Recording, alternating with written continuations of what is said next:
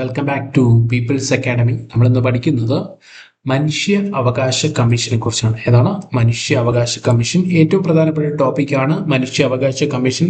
ഏത് എക്സാം എടുത്താലും ഒരു ചോദ്യം മനുഷ്യ അവകാശ കമ്മീഷനുമായി ബന്ധപ്പെട്ട് ഉണ്ടാവും. ഓക്കെ, അപ്പോൾ നമുക്ക് മനുഷ്യാവകാശ കമ്മീഷനുമായി ബന്ധപ്പെട്ട കാര്യങ്ങൾ നോക്കാം. നിങ്ങൾക്കറിയാം, ഇപ്പോഴത്തെ ചോദ്യങ്ങളെല്ലാം സ്റ്റേറ്റ്മെന്റ് ചോദ്യങ്ങളാണ്. വൺ വേർഡ് പോലെ പഠിച്ചു വെച്ചിട്ട് കാര്യമില്ല, എന്നാലും സ്റ്റേറ്റ്മെന്റ് രീതിയിൽ പഠിച്ചു വെക്കേണ്ട കാര്യമാണ്. ഓക്കെ, ആദ്യമായിട്ട് നമ്മൾ നോക്കാൻ പോകുന്നത് മനുഷ്യാവകാശ കമ്മീഷന്റെ പ്രവർത്തനങ്ങൾ എന്തൊക്കെയാണ് അവർ നടത്തുന്നത് എന്ന് നോക്കാം. മനുഷ്യാവകാശ ലംഘനവുമായി ബന്ധപ്പെട്ട പരാതിയിന്മേൽ അന്വേഷണം നടത്തുക എന്നത് മനുഷ്യാവകാശ കമ്മീഷന്റെ പ്രധാന ഉദ്ദേശമാണ്. ജയിലുകളും മറ്റും സന്ദർശിച്ച് അന്തേവാസികളുടെ ജീവിത സൗകര്യം പഠിച്ച് ശുപാർശ നൽകുക എന്നത് മനുഷ്യാവകാശ കമ്മീഷന്റെ കടമയാണ്. മനുഷ്യാവകാശ സംരക്ഷണത്തിന് ഫലപ്രദമായ നിർദ്ദേശങ്ങൾ നൽകുക, അതുപോലെ തന്നെ മനുഷ്യാവകാശ രംഗത്ത് പ്രവർത്തിക്കുന്ന സന്നദ്ധ സംഘടനകളെ പരിപോഷിപ്പിക്കുക എന്നത് മനുഷ്യാവകാശ കമ്മീഷന്റെ പ്രധാന പ്രവർത്തനമാണ്. പൗര അവകാശങ്ങൾ സംരക്ഷിക്കുക എന്നത് മനുഷ്യാവകാശ കമ്മീഷന്റെ പ്രവർത്തനമാണ്. മനുഷ്യാവകാശങ്ങൾക്ക് വിരുദ്ധമായ നിയമങ്ങൾ പുനരവലോകനം ചെയ്യുക എന്നത് മനുഷ്യാവകാശ കമ്മീഷന്റെ പ്രവർത്തന രീതിയാണ് അല്ലെങ്കിൽ പ്രവർത്തനമാണ്.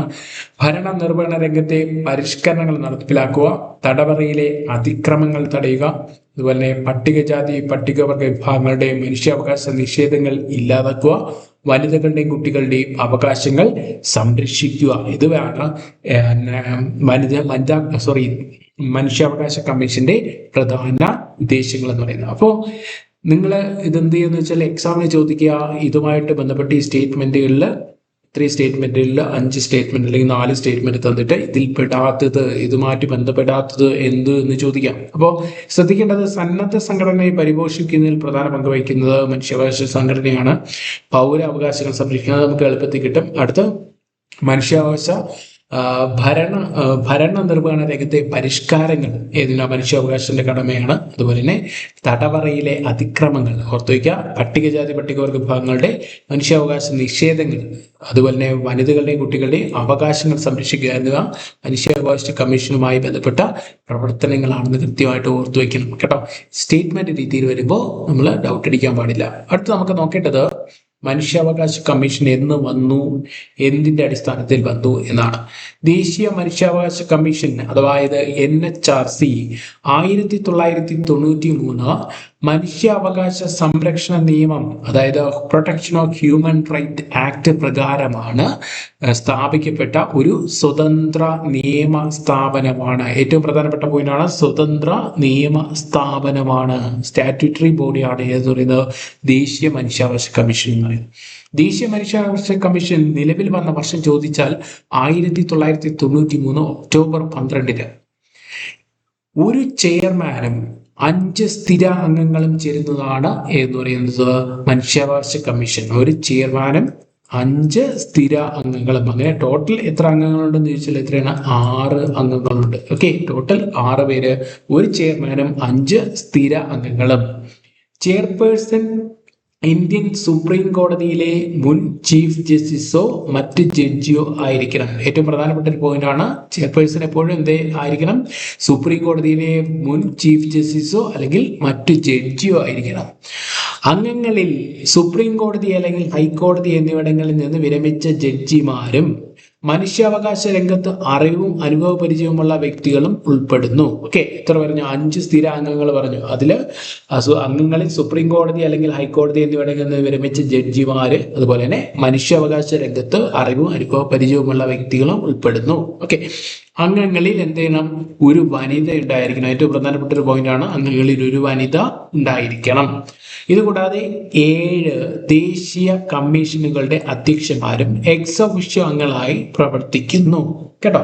അപ്പൊ ഏതൊക്കെയാണ് എക്സ് ഒഫീഷ്യോ ദേശീയ കമ്മീഷന്, ഏതൊക്കെയാണ് അതിന്റെ എക്സ് ഒഫീഷ്യോ അംഗങ്ങളായി പ്രവർത്തിക്കുന്നതെന്ന് നമുക്ക് വരുന്ന ഭാഗത്ത് നോക്കാം. അപ്പൊ ഏറ്റവും പ്രധാനപ്പെട്ട ശ്രദ്ധിക്കേണ്ട, ഏറ്റവും കൂടുതൽ തവണ ചോദിച്ചിട്ടുള്ളത് ദേശീയ മനുഷ്യാവകാശ കമ്മീഷൻ നിലവിൽ വന്ന വർഷം 1993 ഒക്ടോബർ 12.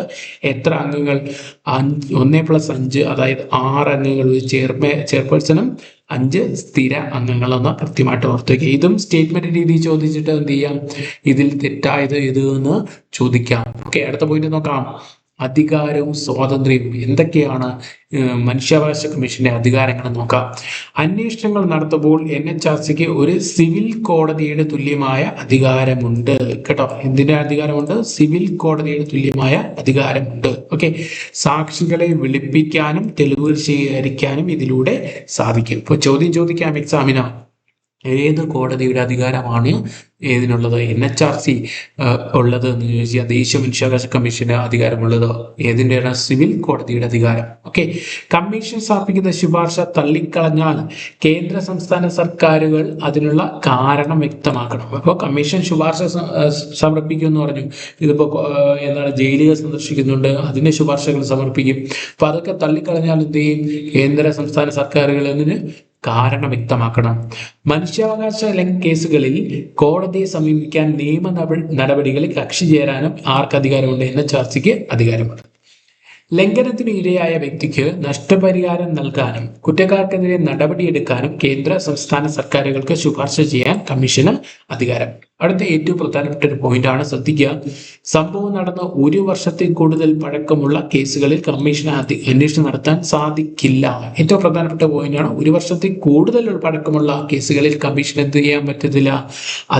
അന്വേഷണം നടത്താൻ അധികാരമില്ല എന്ന് ഓർത്തിരിക്കുക. ഓക്കെ, അടുത്ത് നോക്കേണ്ടത് ഈ കമ്മീഷനിലെ അംഗങ്ങളെ കുറിച്ചാണ്. ഓക്കെ, NHRCയിലെ അംഗങ്ങളുടെ കാലാവധി നീക്കം ചെയ്യലുമാണ് നമ്മൾ നോക്കുന്നത്. ചെയർപേഴ്സണെയും അംഗങ്ങളുടെയും കാലാവധി 3 വർഷം അല്ലെങ്കിൽ 70 വയസ്സ്. ഏതാണോ ആദ്യം അതാണ് കണക്കാക്കുന്നത്. ഓക്കെ, തെളിയിക്കപ്പെട്ട സ്വഭാവ ദൂഷ്യത്തിന്റെയോ കഴിവുകേടിന്റെയോ അടിസ്ഥാനത്തിൽ രാഷ്ട്രപതിക്ക് ഇവരെ എന്ത് ചെയ്യാം? സ്ഥാനത്ത് നിന്ന് നീക്കം ചെയ്യാനുള്ള അധികാരമുണ്ട്.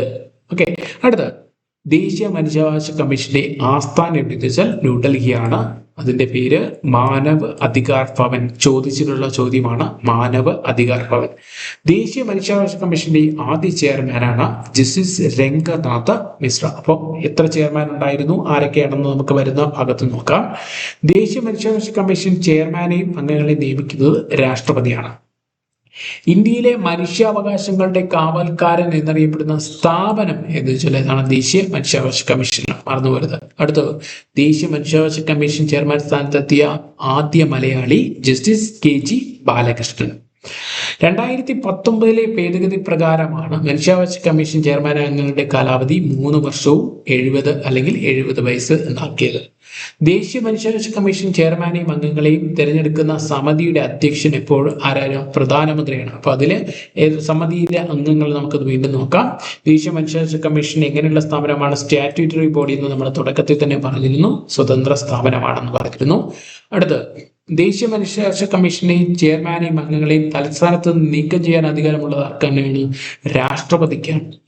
ദേശീയ മനുഷ്യാവകാശ കമ്മീഷന്റെ വാർഷിക റിപ്പോർട്ട് സമർപ്പിക്കുന്ന ആർക്കെന്ന് വെച്ചാൽ രാഷ്ട്രപതിക്കാണ്. അപ്പോൾ വാർഷിക റിപ്പോർട്ട് സമർപ്പിക്കുന്നു എന്ന് ഓർത്തു വയ്ക്കാം. അത് ആർക്കാണ്? രാഷ്ട്രപതിക്കാണെന്ന് ഓർത്തു വയ്ക്കാം. അടുത്ത പോയിന്റ് ശ്രദ്ധിക്കാം. ദേശീയ മനുഷ്യാവകാശ കമ്മീഷനിൽ അംഗമായ ആദ്യത്തെ വനിതാ ജസ്റ്റിസ് ഫാത്തിമ ബീവി. ഏത് കോടതിയുടെ അധികാര പരിധിയിലാണ് ദേശീയ മനുഷ്യാവകാശ കമ്മീഷൻ വരുന്നത്? നമ്മൾ നേരത്തെ പറഞ്ഞു, സിവിൽ കോടതി.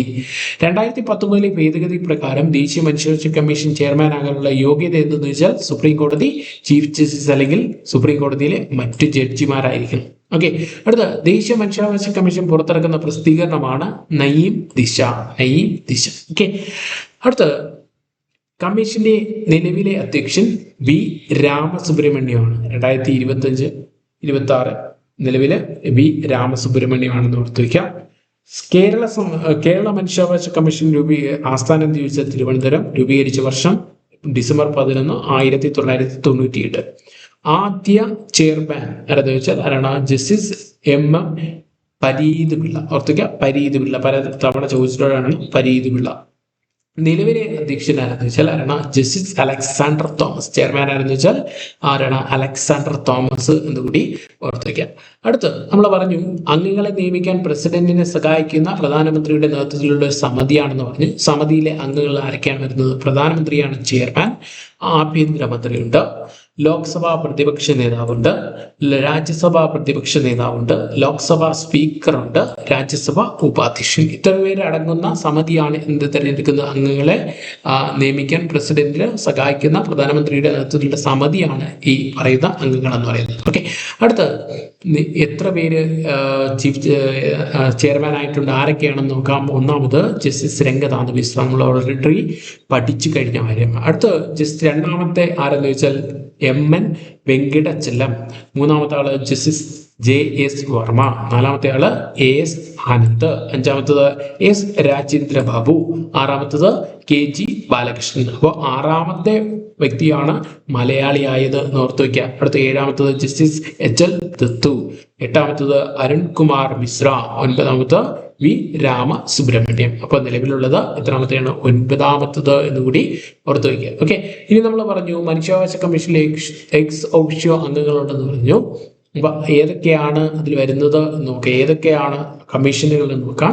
ദേശീയ ന്യൂനപക്ഷ കമ്മീഷൻ ചെയർപേഴ്സൺ, അതുപോലെ തന്നെ ദേശീയ പട്ടികജാതി കമ്മീഷൻ ചെയർപേഴ്സൺ, ദേശീയ പട്ടികവർഗ കമ്മീഷൻ ചെയർപേഴ്സൺ, ദേശീയ വനിതാ കമ്മീഷൻ ചെയർപേഴ്സൺ, ദേശീയ പിന്നാക്ക വിഭാഗ കമ്മീഷൻ ചെയർപേഴ്സൺ, ദേശീയ ഭിന്നശേഷി കമ്മീഷൻ ചീഫ് കമ്മീഷണർ, ദേശീയ ബാലാവകാശ സംരക്ഷണ കമ്മീഷൻ ചെയർപേഴ്സൺ. ഓക്കെ, ഇത്രയും പേരാണ് ഇത് വരുന്നത് എക്സ് ഓഫിഷ്യോ അംഗങ്ങളായിട്ട് വരാൻ സാധ്യത ഉള്ളത് എന്നുകൂടി ഈ അവസരത്തിൽ ഓർത്തു വയ്ക്കുക. ഇത്രയും കാര്യങ്ങൾ ഓർത്തു വയ്ക്കുക. നിങ്ങളുടെ അഭിപ്രായങ്ങൾ കമന്റ് ചെയ്യാൻ വേണ്ടി ശ്രമിക്കുക. എല്ലാ എക്സാമുകൾക്കും ഏത് ഭാഗം മനുഷ്യാവകാശ കമ്മീഷൻ എന്ന ഭാഗം ഉപകാരപ്പെടും എന്നുകൂടി ഓർമ്മിച്ചുകൊണ്ട് നിർത്തുന്നു. Thank you.